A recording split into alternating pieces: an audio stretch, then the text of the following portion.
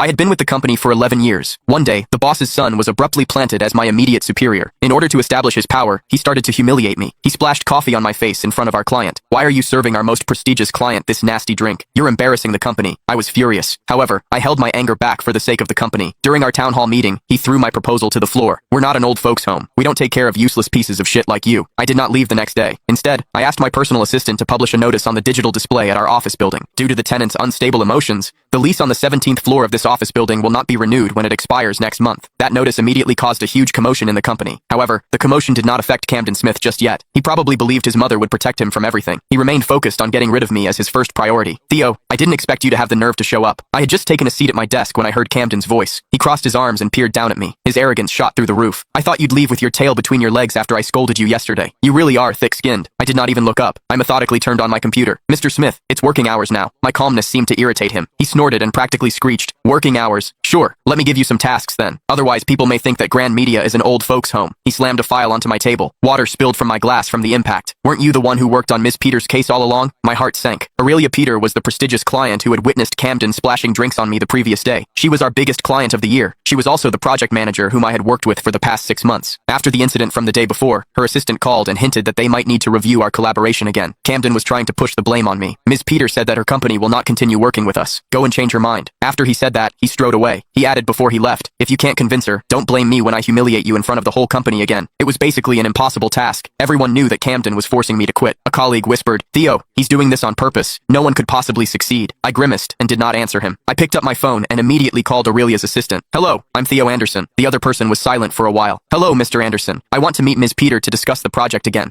No matter what the results are, I'd still like to wrap things up properly. The assistant sounded a little hesitant, but she still agreed to check with Aurelia. After 5 minutes, she called me back. Mr. Anderson, Ms. Peter has agreed to meet you. The meeting will be held at Cloud Cafe at 3 p.m. today. I ended the call calmly. Camden was a little shocked when he realized I still managed to earn Aurelia's time. He put on a fake smile. Wow, you really have your ways. However, I have to remind you that there will be consequences if you can't change her mind. I ignored him and started to prepare my documents for the afternoon meeting. It was half an hour before departure time. I was about to print out the proposal that I had prepared. Camden held a cup of coffee in his hand as he exited the pantry. He seemed to be waiting for me. When he passed by, he pretended to accidentally bump shoulders with me. The document flew out of my hand, and the papers scattered across the floor. Oh no, I'm sorry, I didn't see you. As he apologized, his eyes glinted smugly. Before I could bend down to pick up the papers, he stepped onto the few crucial papers of the proposal with his polished leather shoe. He ground his foot and left gray footprints on the papers. He leaned down and whispered, well, these are just waste papers anyway. I'm just helping you to dispose of them. You're welcome. Everyone around us was quiet. They did not even dare to breathe loudly. Camden was smug as he looked down at me. He was waiting for me to lose my temper. However, I just silently stared at the proposal he destroyed. Then, I looked up and smiled at him. Click the link in my bio to get the full story for free.